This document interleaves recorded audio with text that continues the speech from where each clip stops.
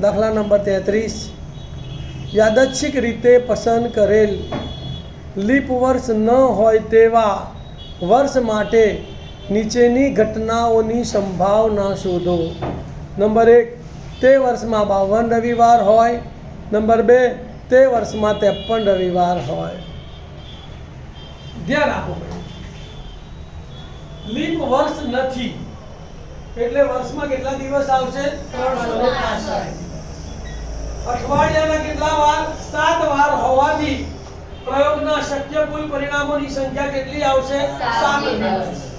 પહેલો દાખલો, તે વર્ષમાં 52 રવિવાર હોય. ધારી લઈએ આપણે, ધારો કે ઘટના એ બરાબર તે વર્ષમાં 52 રવિવાર છે, તો માટે ઘટના એ ઉદ્ભવવાના પરિણામોની સંખ્યા, તો 52 અઠવાડિયું એટલે 52 અઠવાડિયામાં સાથે 7 વાર આવી જાય, એક વાર.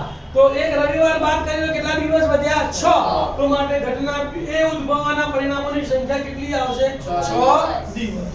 હવે સૂત્ર લખીશું, P of A બરાબર ઘટના એ ઉદ્ભવવાના પરિણામોની સંખ્યા છેદમાં પ્રયોગના શક્ય કુલ પરિણામોની સંખ્યા. તો માટે P of A બરાબર 6/7. ભાગ ચાલતો નથી એટલે આપણો જવાબ આવી ગયો. નંબર 2, તે વર્ષમાં 53 રવિવાર હોય તેની સંભાવના. ધારી લઈએ, ધારો કે ઘટના B બરાબર તે વર્ષમાં 53 રવિવાર છે, તો 52 અઠવાડિયાના કેટલા દિવસ થાય? 364. તો 365 માંથી 364 બાદ એક દિવસ વધારાનો આવ્યો ને, તો માટે ઘટના B ઉદ્ભવવાના પરિણામોની સંખ્યા કેટલી આવશે? 1 દિવસ. હવે સૂત્ર લખી કાઢીશું, P of B બરાબર ઘટના B ઉદ્ભવવાના પરિણામોની સંખ્યા છેદમાં પ્રયોગના શક્ય કુલ પરિણામોની સંખ્યા.